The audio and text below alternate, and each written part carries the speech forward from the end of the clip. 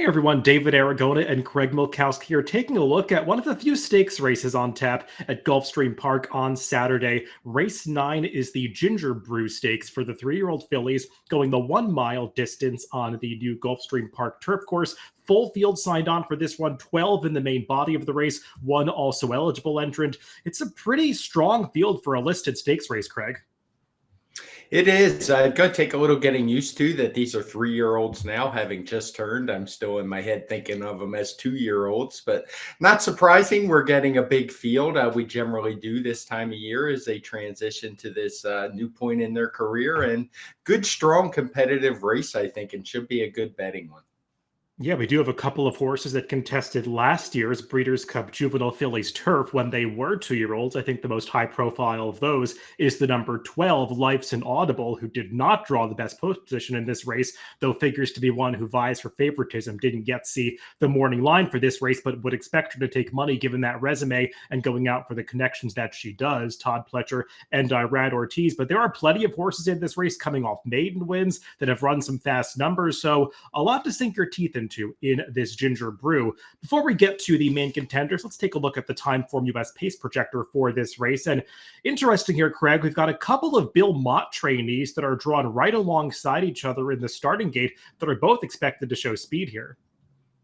They are. It seems unlikely that they would want to duel each other. I'm sure there will be plans. And I'm always a little leery of that fast-paced designation with young, lightly raced horses like this.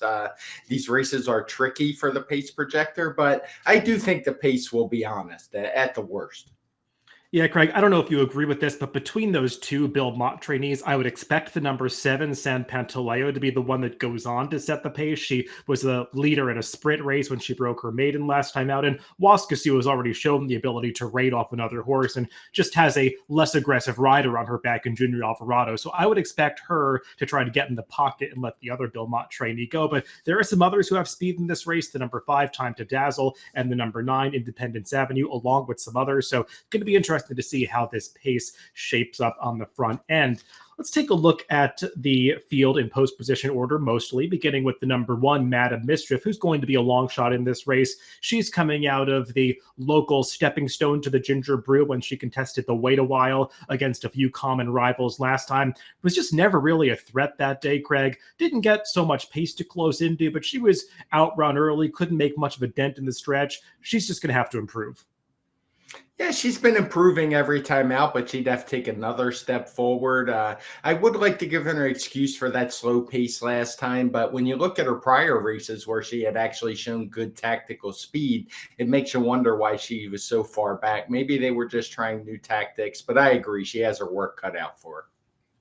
A horse going out for the exact same connections as the number 1, Madam Mischief, the number 2, Omahog Girl, also owned by Ammo Racing, trained by Jorge Delgado, is another horse that's going to have to take a big step forward here. She only has one prior start on the turf. That came sprinting last summer at Monmouth, lacked speed, didn't get off to the best start that day, was outrun, couldn't make much of an impact late. Since then, they went back to dirt. They tried a very ambitious spot in the Breeders' Cup Juvenile Fillies against the likes of Just FYI and others. She's getting some class relief here, Craig, but it still remains to be seen if she's quite this good on the grass. Yeah, it would indicate to me, her PPs, that she's better on dirt, having won 2 out of 3 in that loss when she was way over her head. Didn't do a whole lot of running in that 5 furlong turf stakes. Maybe the stretch out could help a little bit.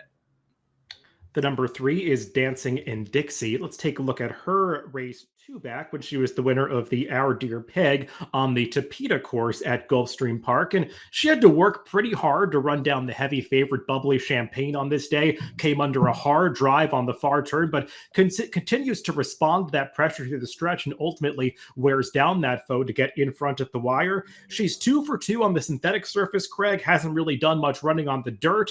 This will be her first start on the turf, and given the fact that she showed so much preference for synth, there is a possibility she could like the grass. For sure. I think that's the real question here. Synth form doesn't always translate to dirt, but it is a little bit of an indicator. And her dirt form is so bad, I think you can just put a line through those races. And her figures are pretty good. She has tactical speed and inside draw, so I give her a shot in here. Up next, let's take a look at that Wait a While stakes that we mentioned in reference to Madam Mischief, but the main protagonists in this race were Ozara and Buttercream Babe. We'll highlight Ozara here, who is the winner of this race. She got a pretty good trip, sitting in behind horses early, tips out at the top of the stretch, and just finishes her job pretty professionally, is able to hold off a runner-up who was arguably a little bit unlucky this day. Milkowski got off to a poor start, was probably the best horse. She's not back to play, though. Ozara is stepping up into what is probably a tougher race in this Ginger Brew, but I like that she at least finished off her race a little bit more strongly than she had in her prior two starts when it felt like she had given it up a little bit in the final 16th. Yeah, she was a horse. I believe we did the preview for that race, and she was cutting back in distance. She stretches back out a little bit. I thought the 7.5 was perfect, but nothing I saw could dissuade me that extra half furlong is going to cause a problem. She didn't have a lot of pace to close into, and I really like the way she finished it off. So I think that 101 speed figure is legit and makes her a player in this spot. And given that pace scenario we talked about, she has shown the ability to come from off the pace, pass horses, and she's drawn a better post position than a lot of other horses that want to use that running style.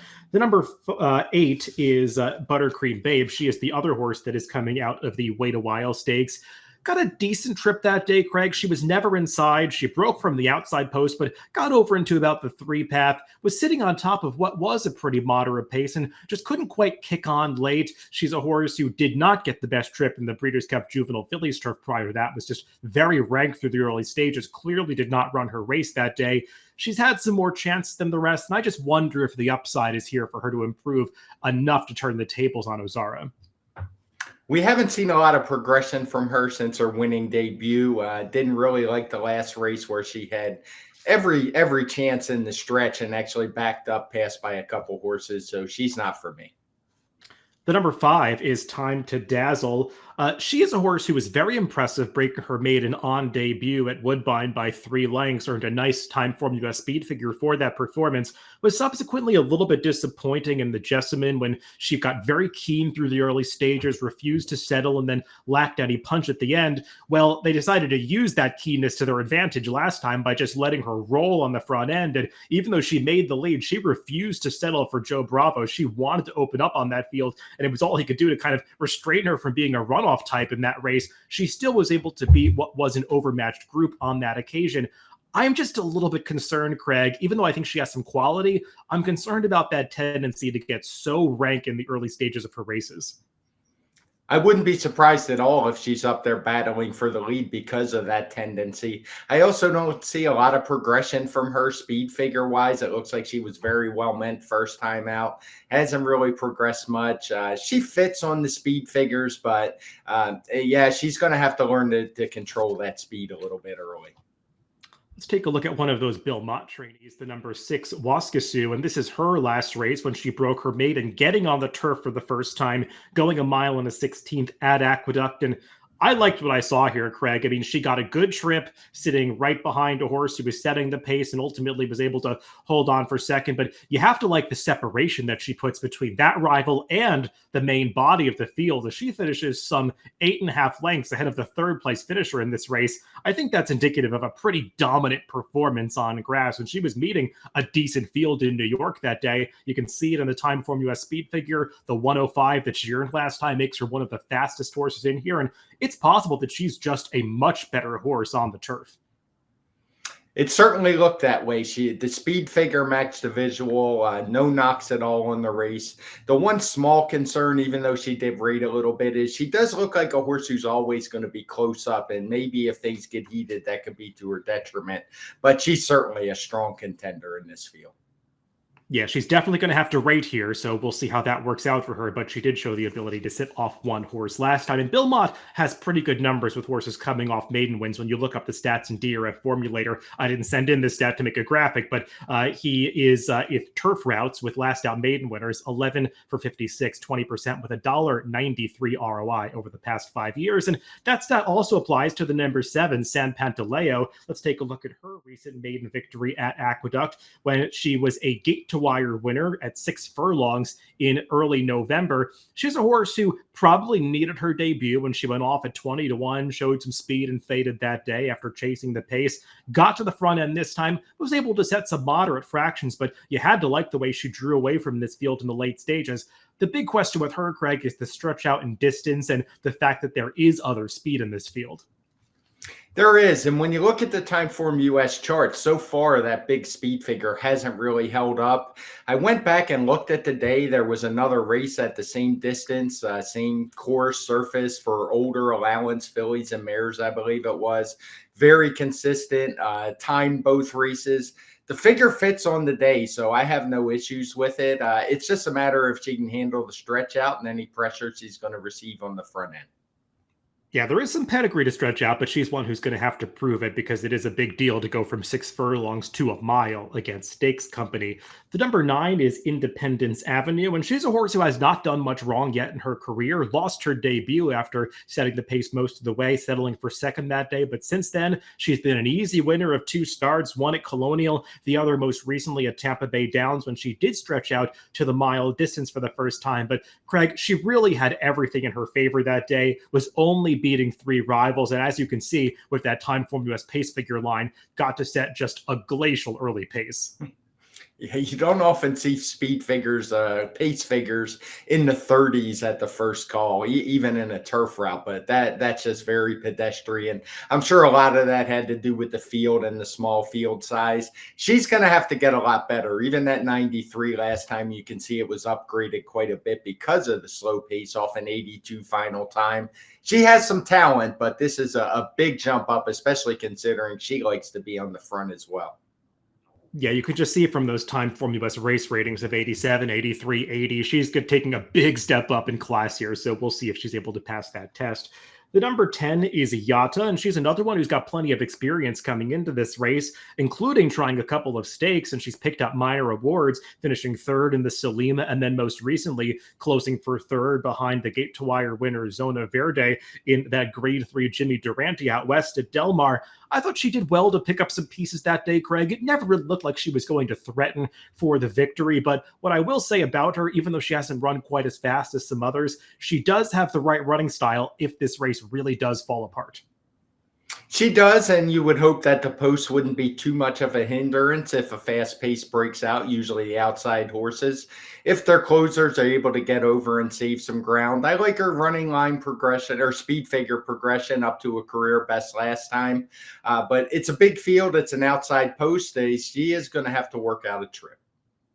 The number 11 is Golden Ghost. She's another Mark Casse trainee in this race. We'll take a look at her recent maiden victory at Del Mar when she was coming off a little bit of a layoff, having not run since the summer at Saratoga. And I thought she got a pretty good trip this day. Craig was sitting in the pocket behind runners. The rail opened up at the top of the stretch, and she was able to scoot right on through to record a pretty easy victory. Horses have since come back to basically validate this speed figure, so I think it's legitimate. She's just stepping up to face a tougher field now, and she goes from getting that rail riding trip to now breaking from post 11, so could be tougher for her to work out a similar kind of journey here. Especially given the fact that she does have speed early, as we can see looking at her running lines. Lots of red fractions, lots of up close position. So she's really going to have to work to save ground before they get to that first turn. And then we'll close out the field with the number 12, Life's an Audible, who figures to vie for favoritism in this spot. Here we're taking a look at her race 2 back when she was second to Hard to Justify in the Miss Grillo Stakes. And obviously this form held up pretty well because the winner came back to also win the Breeders' Cup Juvenile Fillies Turf, where Life's an Audible did not run quite as well. She regressed in that race, finishing 8th. Though I will say Life's an Audible did not get the best trip in the Breeders' Cup. She was stuck 3 wide around both turns. I still would have liked to see her do a little more running in this stretch that day, but it is, I think, a valid excuse. And now she's coming back against what is probably a slightly easier field. However, she drew post 12s, got to work out a trip, and it's not like she's a horse that wants to come from so far back, even though she did close in that 5.5 furlong sprint race. I don't think it's going to be the easiest task for Irad Ortiz to work out a ground-saving trip. No, I don't either. It's not a great post, particularly for Gulfstream Park. I'm not sure what the plan will be. He's going to have to work out something. And as you mentioned, she's going to be a short price. She's generally the kind of horse I want to take a stand against, even though, I mean, she certainly is a contender. She has a right to win this. Like you said, her race in the Miss Griot was very good, nearly beating the Breeders' Cup Juvenile Fillies Turf winner. So she has every right to win this race, but she does have a lot to overcome and will probably be overbacked given the connections. Well, let's throw up our picks for this race, and we're both going slightly against that horse that we presume is going to be among the favorites. Craig, you're hoping that the number 4 Ozara can make it 2 for 2 at Gulfstream Park. I liked what I saw from her last time. I like that she gets a good inside trip. I love how she finished off that race. And I just think she's going to offer some value, as she might get overlooked a little bit, as we got to have a lot of newcomers coming into Gulfstream. And I put the number 6, Wasu, on top. I do respect Craig's pick of Ozara. I think she's going to get a good trip in this race. But Wasu just, to me, felt like a horse that took a huge step forward on the turf last time. And I think that performance was quite legitimate given the gaps behind her that day. And I think it's going to translate pretty well to this stakes race. But she does have to work out a trip in a spot that could feature some pace. So the number 6, Wasu for me, and the number 4, Ozara for Craig in the Ginger Brew Stakes, race 9 at Gulfstream Park on Saturday. Good luck if you're playing the races this weekend.